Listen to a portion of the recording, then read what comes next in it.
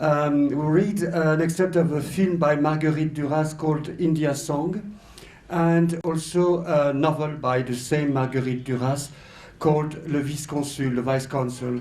It takes place in during the first week of the monsoon in Calcutta at the French embassy, because at this time of the novel, Calcutta was the capital city, at the residency of the French ambassador. And so all these expats, diplomats are experiencing the monsoon. In French, you will listen to the text, and you've got translation circulating somewhere. Monsoon is called mousson.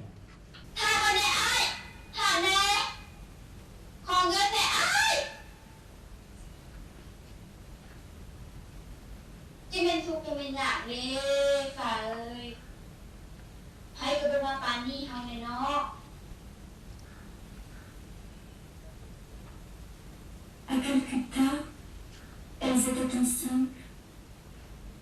La blanche et l'autre? Oui. C'était pendant les mêmes années.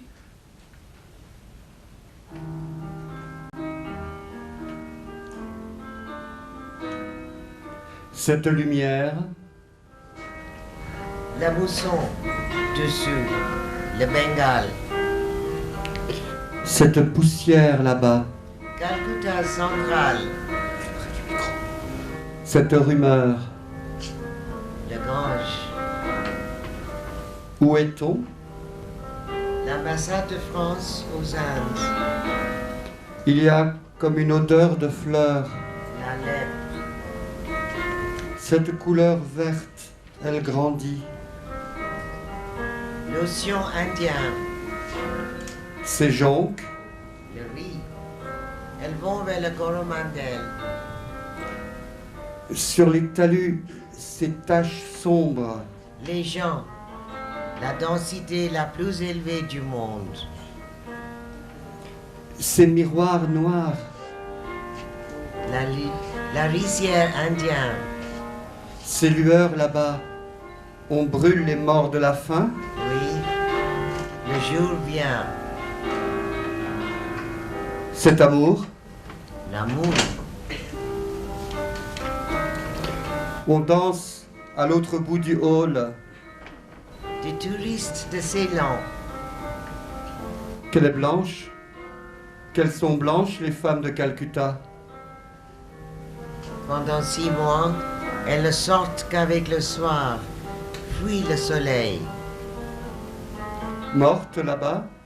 Aux îles, trouvent morte une nuit. Ce mot. Désir. Celle qui vient dans cette odeur de fleurs. Une mendiante. Folle. C'est ça. Elle vient de Birmanie. Maigre. La faim. À Calcutta, elles étaient ensemble. Oui, c'était pendant les mêmes années. Un orage arrive. Il dure très peu de temps.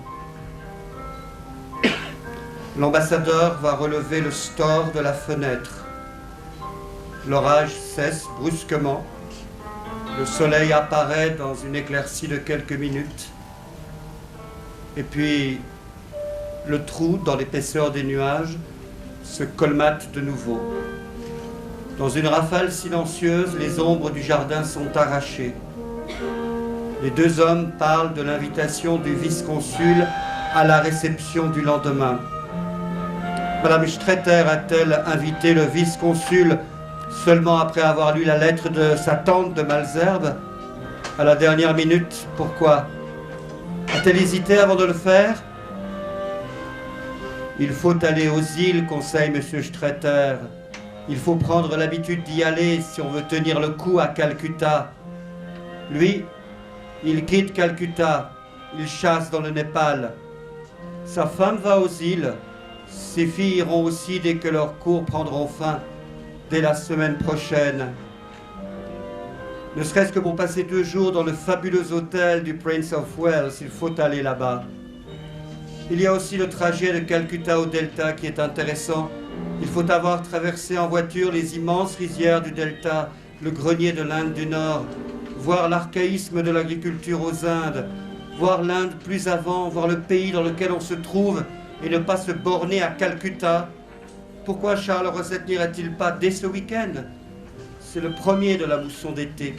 Dès après-demain, samedi, Calcutta va se vider de ses blancs, anglais et français. L'ambassadeur cesse de parler. Il fait signe à Charles Rosset de regarder par la fenêtre.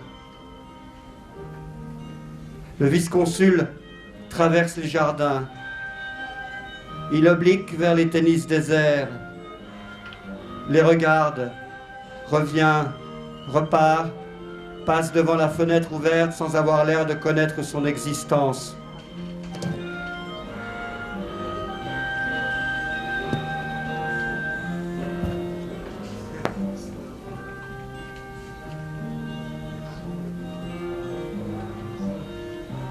Voilà, terminé. Ah, that's it. Marguerite Duras.